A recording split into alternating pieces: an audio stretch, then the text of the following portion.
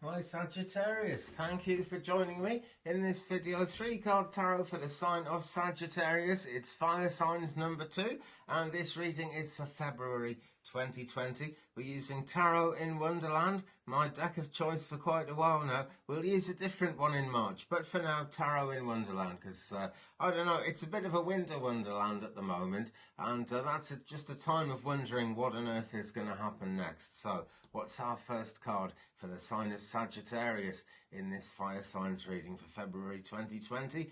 King of Swords. Now, this character is a bit of a stern person, is he not? It's a sword card, so let me see, that must be air sign energy. That's Gemini, Libra, Aquarius, either around you or in your chart somewhere. And he's got his head up in the clouds here, hasn't he? It's obviously Humpty Dumpty. Will he have a great fall? Who knows? But he is always being very careful not to fall because he's quite fragile and you might have to walk on eggshells around this character.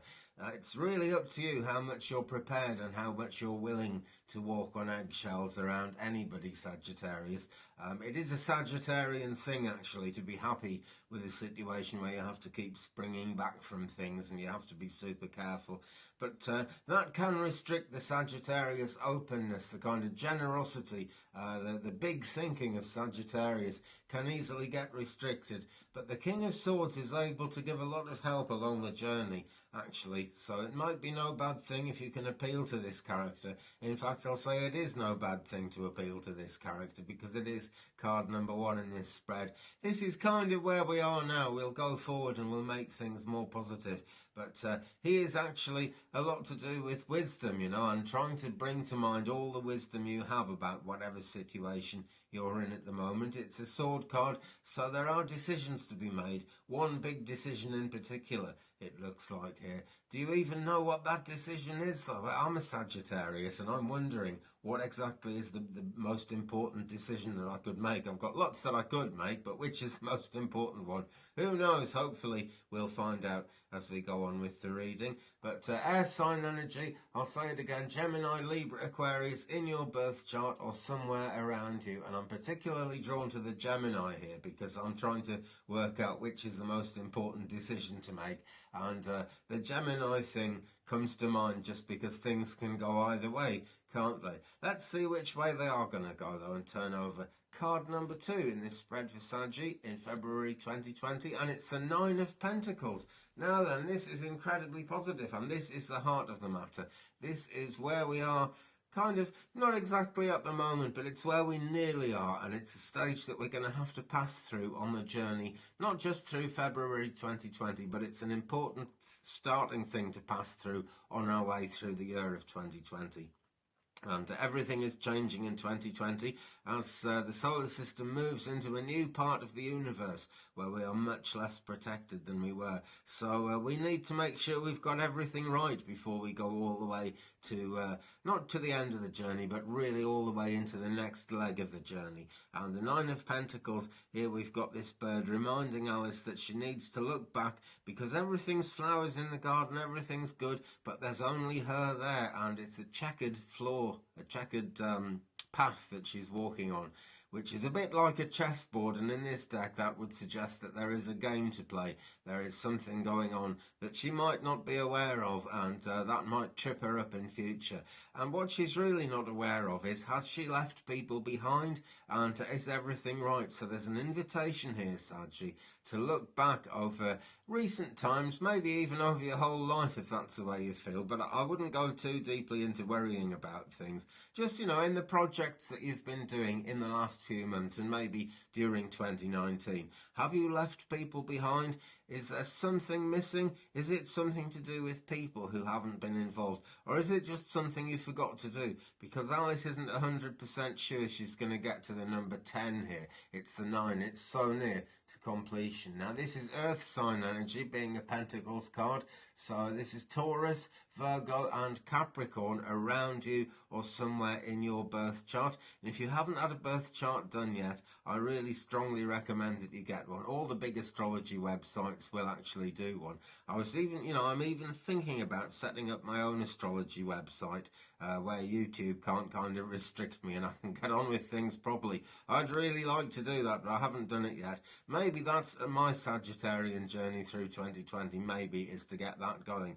I shall have to think about that. But it's too soon here to make big decisions and decide where exactly we're going, because this is kind of the heart of the matter, and this is where we need to stop and think and look back over things, take stock of where we are, what we've got and what progress we've made before we actually go on to really anywhere like completion. But it is Pentacles energy, so it's all the elements working together under the guidance of the divine. This is a wonderful symbol. It does indicate a certain amount of have a certain amount of money meaning as well. So in terms of career, this is looking quite positive. But essentially, the Pentacles, the 5 points of the Pentacles, show the four elements: earth, air, fire, and water working together under the divine control, the divine auspices. And if you're able to stand at the center of the pentacle and have all those things in balance around you, then you enjoy great protection and great magical powers as well. Actually, they will really be stepped up. So take account of everything. That's what you've got to do with the 9 of Pentacles, and you will then get to the 10 of completion a lot quicker, in my opinion, and certainly a lot more in a much more solid way than things have been in the past, particularly through 2019. Things are changing, and we are much less protected, generally speaking, by the universe, and that kind of seems scary, but it does mean that we get to be ourselves, and we're all put here with that idea of being ourselves as a paramount consideration. Right, so that is then going to lead us to card number 3 in this reading for the sign of Sagittarius for February 2020. What have we got? Number 2, the High Priestess. Now, this again is positive, but it's yet another card where there's great positivity involved in it somewhere, but it's actually behind a curtain. We can't actually see what's going on. It's a number 2 in the major arcana, so we are early in a journey here. We're late in the journey here, and now we're early in one, and that suggests that we are going to find completion here and be able to move on to the next stage of the journey, and that is so important. We don't know what's behind that curtain. We've got the twin towers here, which in the traditional tarot sense, and I'm sure in the sense of tarot in Wonderland as well, are the masculine and feminine pillars of the Kabbalistic tree of life. You know, the Kabbalah is very close to tarot and everything it means. And Alice is passing between these two towers, but she's not sure. Is she actually allowed in behind the curtain? And the priestess is sitting here, and she's got the different phases of the moon on her headdress there, showing that she is not in control of, but certainly in full awareness of all the powers of the universe and the lunar cycle, which has such a controlling effect on our lives here on Earth. And the Empress is willing to allow her in. That's what the story is with this card. Alice is actually ready to go in and has done all the learning which is necessary. No doubt she's got her ducks in a row from the 9 of Pentacles, and somehow she's managed to get the advice out of the King of Swords here to get her on to the next stage of the journey. And it's a journey into the unknown, but this is a lovely pink curtain here. I don't think I'd be too fearful of passing through this curtain. In the traditional High Priestess, in the Rider-Waite, you can kind of see a line behind the curtain, which is a different shore, a new shore across a great faraway lake.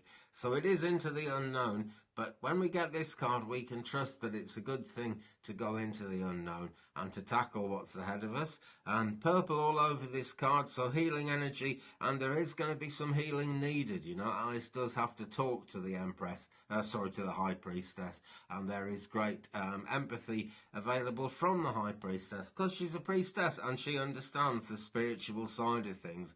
And a big part of that spiritual side of things is, of course, the understanding that healing is needed for us to be able to do anything at all. We've got some checkeredness here as well, so there's a bit of a game to play, but they're right. This game playing symbology is right at the edges of the card here. So it's not going to get in the way. That's the most important thing. Life is a journey, and there is always going to be a game to play. There is always going to be some uncertainty, but it's swept right aside here. And when Alice gets in, she can find out what is actually behind this opening in the curtain here, and she can go forward and really get into the process of making the most of her own destiny. Which comes back to the Magician card, which is number 1, the one before this. But that's the quest, isn't it? To be the master or the mistress of our own destiny. I don't like those gender-specific things, really. But there we are, you know, that's part of the world we live in. That's part of making sense of things. But again, masculine and feminine are swept aside. They're on either side of this entrance, and there's plenty of room for her to go through. So it's incredibly positive. It's looking like an incredibly good 2020 for Sagittarians, and I'm very glad to say that, actually, because it's just about time my life went in that direction, and I'm a Saggy. So, you know, hopefully yours will too. Hopefully mine will. Hopefully everybody's will, because life is all about progress. The main thing in this card is don't be put, in this reading, is don't be put off by the King of Swords here. You do need to get everything right in order to please him. But sooner or later he'll get bored, because he's more interested in his own destiny here. He'll get bored with whatever you're trying to impress him with, and he will be able to move on. Just have the good intent. Just be in that place in your heart where it's particularly shown here, where you can actually think about what you've done and where you're going. Have you got everyone coming along with you? Have you got your ducks in a row, so to speak? Because then you will get to number 2, the High Priestess, and the bigger picture, the bigger journey will be on its way. Okay, I'll leave it there. Thank you very much for watching, Sagittarius. Please give me a thumbs up if you've enjoyed this one. And also do subscribe and tap the bell so you don't miss anything. There'll be more videos coming. I'm always making videos, and astrology videos coming up several times a week as well, as we look at the heavens and the stars changing and everything. I'm actually just, this is just before the new moon when I'm doing this. The new moon is tomorrow as I speak. This is the 23rd of January that I'm doing this, but it's a February reading. It's all about going forward into 2020. So leave me a comment, guys. We will share the journey, and it's always good to know who's watching, where you are on your journey with astrology. It sort of helps me to just to meditate into the right place when I'm choosing cards for the next lot of readings. Never mind, Aries will be along soon. That will be part 3 of the fire signs, and then there's the cups to do, and then we will be on to the March 2020 readings, and I'm actually going to do individual readings for everybody with that. I'm just bunching them together at the moment, 3 a day, because I've got behind a little bit, you know, and YouTube is very strict. I tried to make a long video yesterday with all the air signs in it, and it just fell apart at the seams. Little did I know that YouTube seems to have a different server or something for longer videos, and it was going to take 10 hours to upload it, so I had to split it down. There we go. Maybe I'll get somewhere with YouTube in 2020. I certainly hope so, because that's where I'm headed, and I hope you're gonna do well in whichever direction you're heading in, Sagittarius. So there we go. Have a fantastic February 2020, and I'll see you again very soon. Peace.